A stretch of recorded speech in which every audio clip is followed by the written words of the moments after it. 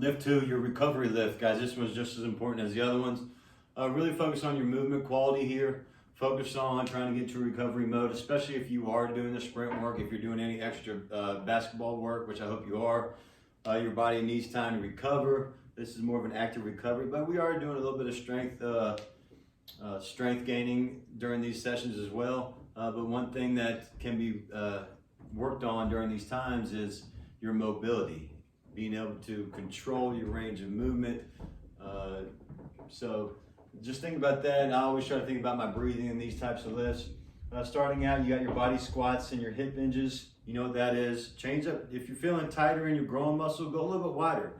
Okay? Go a little wider and kind of hold it. And I'm okay with you kind of working it in down here. Okay? Maybe your ankles feel tight. Maybe one ankle feels tighter than the other. All right? That's your body squats. Again, don't let your knees collapse. Hip hinges, maybe you're feeling tight in your posterior chain from the reverse planks from the backside. So just do your hinges. Again, younger guys, keep your shoulder blades back, down into your back pockets, slight bend in your knees. Okay, this is more of a stretch action, but work on your hinge action. You know, when we get back, hopefully we get back soon, we'll be doing hang cleans, we'll be doing power cleans. You need to be able to do those hinges. We got the hip opener, ankle mobility. This is one of my favorite stretches. You guys know this one. Okay, work your ankles. Okay, do your reach backs if you want to. Make sure you're breathing when you do this. And then tricep push-ups, we've done those. Okay, again, this is part of the strength building. Keep your elbows locked into your side. Young guys, if you need to be on your knees, that's fine. Pails and rails, and then thoracic spine mobility. Okay, so the pails and rails, you guys know this one. It's the 90-90. Okay, so you're going to do here, you're going to lift knee and ankle at the same time. Okay, working on some hip strength. Okay, very important. Make sure you're doing both sides. This is the harder. If you need to lean, lean. Okay, guys, again, make sure you're doing these hip exercises and doing both sides. Your thoracic mobility. Most people think that their low back's the tight part or the limiting factor. Usually it's actually your thoracic spine, which is, you know, basically right about here up to here. Okay, so it's about that big. It's where your shoulder blades are. So I don't have a certain number of sets or reps here. There's 3 things that I want you to do. Okay, it's just some rotations. One of them's called thread the needle and the other one's called modified cat camel. So the rotations, all right, and you may feel one side is tighter than the other. So all you're gonna do here is you're gonna take your arm, you're gonna put it palm facing up.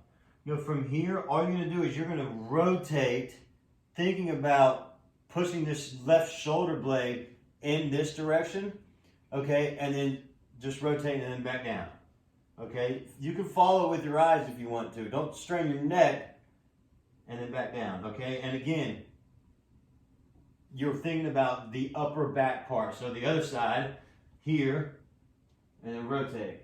Like me, I can tell my right side is tighter than my left. Okay, you may do a little bit of a pause there. Again, try to have a flat back. The other one is thread the needle.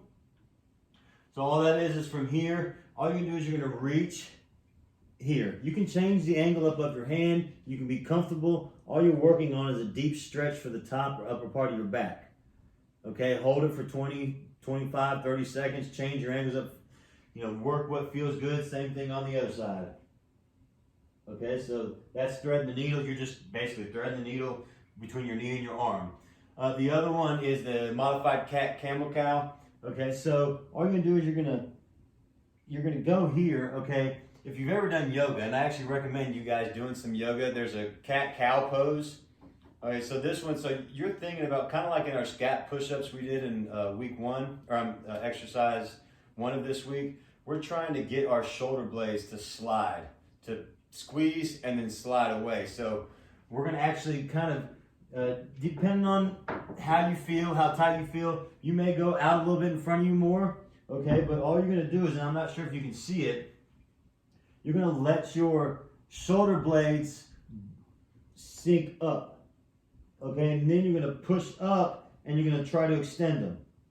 Okay, so now you're going to let them sink and then try to separate them. So you're really thinking about getting a good stretch between your shoulder blades.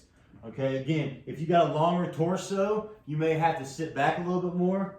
Okay, But again, elbows kind of out in front of you. Let them sink and then extend.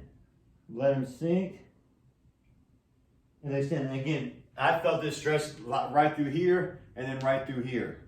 Okay, so again, just play around with that. There's no time to that. Pigeon stretches, wrist curls and straight leg drop. Pigeon stretch, you know what that is.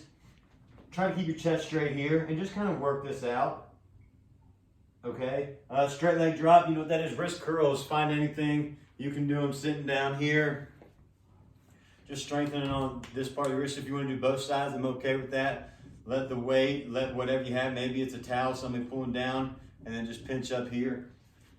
Then you have child's pose, pec stretch, and tricep kickback. Child's pose, all it is just a lower back stretch. You can go either knees wide. You should just sit back onto your butt, okay, and stretch out your lower back. Arms can be out here for a little bit of shoulder stretching.